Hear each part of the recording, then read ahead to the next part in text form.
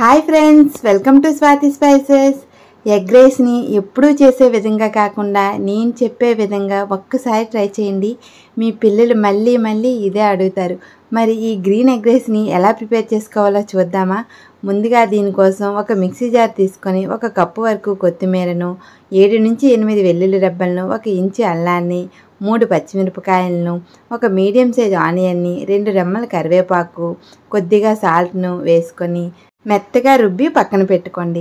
అలానే స్టవ్ మీద ఒక ప్యాన్ పెట్టుకొని 3 టేబుల్ స్పూన్ల వరకు ఆయిల్ వేసుకొని ఈ మిక్సీ పట్టిన పేస్ట్ను పచ్చి వాసన పోయే వరకు వేయించుకోవాలండి. ఇలా ఈ పేస్ట్ అంతా బాగా వేగిన తర్వాత 1/2 టీ స్పూన్ వరకు పసుపును, అలానే వేయించి పొడి చేసి పెట్టుకున్న జీలకర్ర పొడిని, 1/2 టీ స్పూన్ వరకు ధనియాల పొడిని వేసుకొని ఒకసారి బాగా మిక్స్ చేసుకోండి. నేను ఈ ఎగ్ రైస్ కోసం 2 గుడ్లను తీసుకుంటున్నానండి. మీరు రైస్కి తగ్గట్టు ఎగ్స్ని తీసుకోవచ్చు. ఈ గుడ్లను అలా వేసి ఒక 1 మినిట్ పాటు అలానే కదపకుండా ఉంచండి.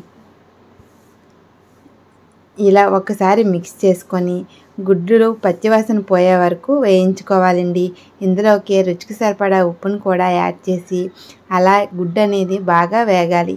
వేగిన తర్వాత 1 కప్పు వరకు రైస్ని తీసుకొని మొత్తం కూడా బాగా మిక్స్ అయ్యే వరకు అంతటిని బాగా ఈవెన్గా కలుపుకోవాలి. ఇంతవరకు నా వీడియో చూసారంటే నా వీడియో మీకు నచ్చిందనే అనుకుంటున్నాను. కొత్తగా ఎవరైనా చూస్తున్నట్లయితే ఇప్పుడే సబ్స్క్రైబ్ చేసుకోండి. చూడండి, ఈ విధంగా రైస్ అంతా ఒక 2 మినిట్స్ పాటు అలానే వేయించుకొని స్టవ్ ఆఫ్ చేసేసుకుంటే గ్రీన్ ఎగ్ రైస్ రెడీ అండి. ఎంతో టేస్టీ అయిన ఈ గ్రీన్ ఎగ్ రైస్ ఒక్కసారి మీ పిల్లలు లంచ్ బాక్స్లో పెట్టి చూడండి. రోజు ఈ గ్రీన్ ఎగ్ రైస్నే అడుగుతారు. అంత టేస్టీగా ఉంటుంది. మరి మీరు కూడా ఇంట్లో తయారు చేసి ఎలా కుదిరిందో కామెంట్ సెక్షన్లో కామెంట్ చేయండి. అలానే నా వీడియో నచ్చితే ఒక లైక్ చేయండి. Thanks for watching.